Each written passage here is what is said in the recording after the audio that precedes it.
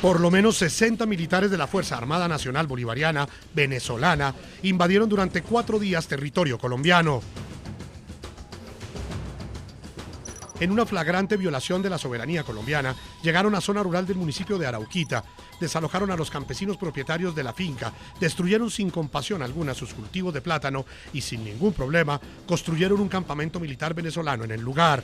Y entendemos esto como una provocación del gobierno venezolano a los colombianos para seguramente buscar un conflicto con nuestro país o generar, digamos, discusiones que seguramente le ayuden al presidente Maduro en sus problemas internos. La evidente agresión generó un reclamo diplomático del Estado colombiano. Acabo de hablar con el presidente Maduro, a quien le manifesté que para Colombia es totalmente inaceptable la situación que se ha producido. Me ha asegurado que ha ordenado el retiro de las tropas del territorio colombiano y acordamos que mantendremos el diálogo y las vías diplomáticas hasta que se normalice la situación. Venezuela rechaza todas las versiones y especies que pretenden presentar una visión distorsionada del incidente originado con el gobierno colombiano, en razón del patrullaje cotidiano que mantienen nuestras autoridades en territorio venezolano. Hoy en el programa La Noche de NTN 24, el canal de las Américas, hablan los protagonistas de la noticia. Desde el lugar de los hechos, Renson Martínez, alcalde del municipio de Arauquita, denuncia los atropellos que cometieron los militares venezolanos que entraron a territorio colombiano. El internacionalista y experto en relaciones internacionales, Carlos Patiño, y desde Miami, el general retirado del ejército venezolano, Antonio Rivero, analizan las intenciones que esconde la nueva provocación del régimen de Nicolás Maduro y la respuesta que le dio el gobierno colombiano a la evidente violación de la soberanía del territorio colombiano. Comienza la noche bajo la dirección de Claudia Gurizati.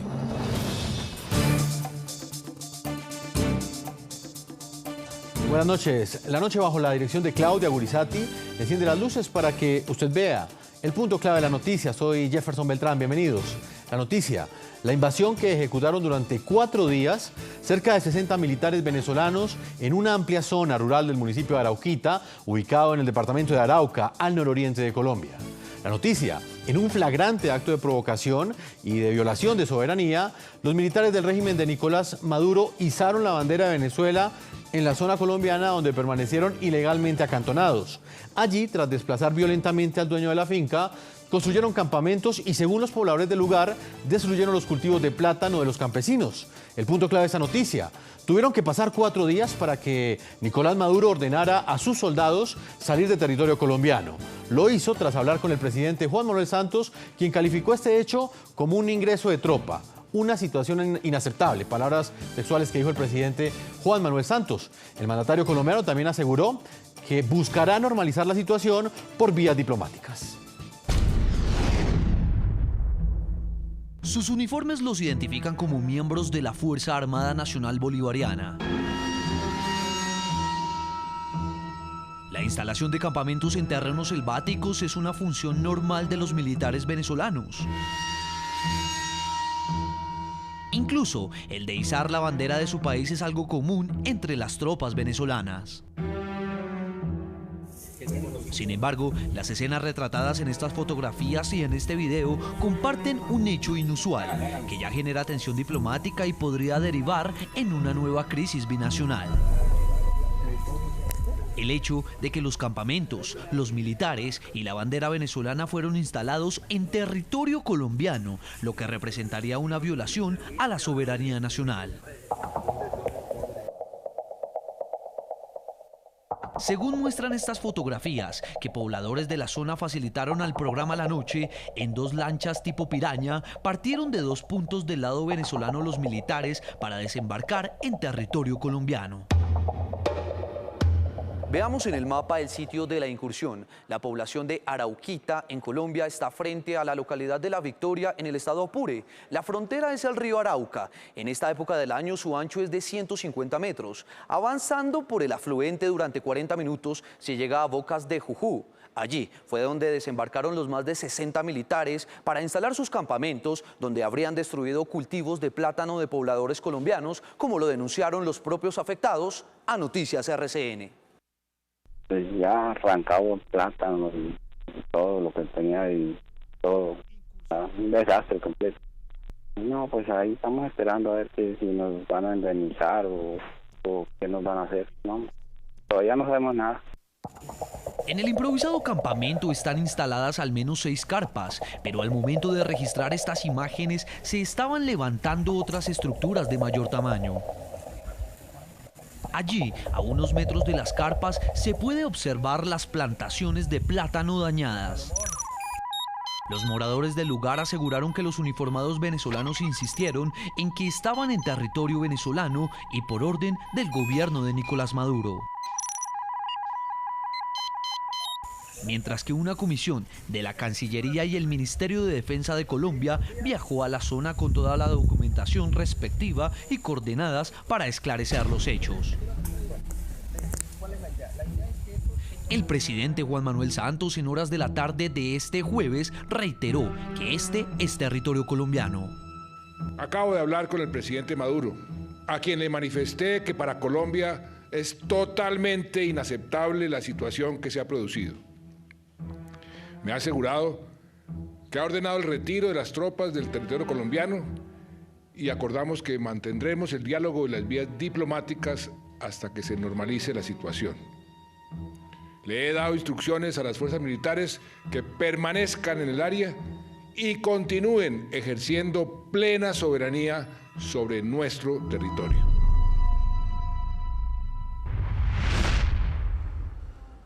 Invitamos a nuestros televidentes a que participen de este tema del día de hoy en el programa La Noche, que respondan a la siguiente pregunta. ¿Ustedes qué creen que busca el régimen de Nicolás Maduro con acciones militares que violan la soberanía de Colombia? Es la pregunta que les planteamos hoy a través de las cuentas de Twitter del programa La Noche y de todo nuestro equipo periodístico. Ustedes pueden escribir a esas cuentas de nuestros periodistas y más adelante estaremos leyendo sus opiniones. Vamos a saludar a nuestros invitados en la noche de hoy en Medellín, Colombia. Está Carlos Patiño, internacionalista, profesor de la Universidad Nacional de Colombia, experto en temas de Derecho Internacional y también de Relaciones Internacionales. Profesor Patiño, bienvenido al programa La Noche en NTN 24. Hola Jefferson, buenas noches. En Miami, en los Estados Unidos, está Antonio Rivero, general retirado del ejército venezolano y dirigente del partido Voluntad Popular. General retirado, bienvenido a La Noche. Buenas noches Jefferson, saludo a todos los colombianos y toda Latinoamérica. Más adelante estará con nosotros la excandidata presidencial y exministra de Defensa de Colombia, Marta Lucía Ramírez, analizando desde otro ángulo esta polémica que ha generado hoy la situación que enfrentó una zona de Arauca, una zona rural de Arauquita, un municipio ubicado en el nororiente de Colombia, donde cerca de 60 militares venezolanos estuvieron durante 4 días en territorio colombiano. Profesor Patiño, quiero preguntarle a usted qué representa para un Estado, en este caso Colombia, que militares de otro país ingresen a su territorio no como un hecho aislado, sino que estén prácticamente durante 4 días y no pasa absolutamente nada, sino que sencillamente 4 días después salgan del Estado colombiano y todo siga en la normalidad. ¿Qué representa eso a su juicio? A ver Jefferson, aquí hay varios asuntos que son muy delicados y muy importantes. Lo primero es que una presencia continuada de militares extranjeros durante varios días es una violación flagrante a la soberanía nacional. Ahora, esto de otro lado representa una especie de evaluación a la capacidad de respuesta que el ejército venezolano está haciendo con respecto a las fuerzas militares colombianas. Y lo que ha quedado claro es que las fuerzas militares colombianas no tienen capacidad de responder, digamos, a una presencia militar venezolana. La reacción ha sido completamente tardía. El Estado colombiano se informó y se dio cuenta de lo que estaba pasando porque unos campesinos le informaron y le contaban lo que sucedía, no porque inteligencia militar o la Dirección Nacional de Inteligencia o agentes de inteligencia del Estado se hubieran dado cuenta de ello, lo que representa un claro fracaso en la política de fronteras desde el punto de vista de la seguridad del Estado, la capacidad de seguridad y defensa, pero sobre todo representa la permanente y constante voluntad de Venezuela, no solo la Venezuela chavista, sino Venezuela en contexto general, de tener a Colombia como un objetivo militar. Y este es un asunto muy serio, un asunto estratégico de fondo que además desvela otra cosa que es clave. La región donde está Arauquita y toda la región de Arauca y esa región que limita con Venezuela ha sido una región de connivencia permanente de las fuerzas militares venezolanas con grupos guerrilleros colombianos, específicamente con el Ejército de Liberación Nacional y obviamente con las FARC. Profesor Patiño, usted toca un punto que es bastante preocupante. Usted asegura que posiblemente lo que están haciendo las fuerzas militares venezolanas bajo las órdenes de su presidente, de Nicolás Maduro, es hacer una evaluación de la respuesta que tendrían las fuerzas militares colombianas. En ese contexto, ¿usted qué cree que concluyeron las fuerzas militares venezolanas luego de este episodio? Mire, hay una situación muy interesante, Jefferson, y es que desde que se inició el proceso de paz, hay que recordar que el proceso de paz, aunque se hizo en un contexto de confrontación, la confrontación fue disminuyendo progresivamente. Y esa disminución de la confrontación progresiva de alguna manera fue llevando a una desmovilización de la capacidad de combate de gran parte de las fuerzas militares colombianas, y en esa misma disminución de la capacidad de combate se fue produciendo algo que es muy importante. Llegamos a un cese bilateral del fuego porque obviamente la condición del proceso de paz así lo exigía y a eso conducía. Sin embargo, condujo también a una, condición, y ese condujo a una especie de disminuir los niveles de alerta necesarios para las fuerzas militares, y dentro de esto muy seguramente se disminuyeron los niveles de alerta en las fronteras. En esta perspectiva resulta ser claro que el ejército, con la mayoría de las fuerzas militares colombianas que se entrenaron y mantuvieron una guerra contrainsurgente, no han tenido una preparación para una guerra de carácter internacional. Y hay que decirlo con claridad, el ejército venezolano, la fuerza militar venezolana, tiene un equipamiento muy importante de guerra de alcance internacional.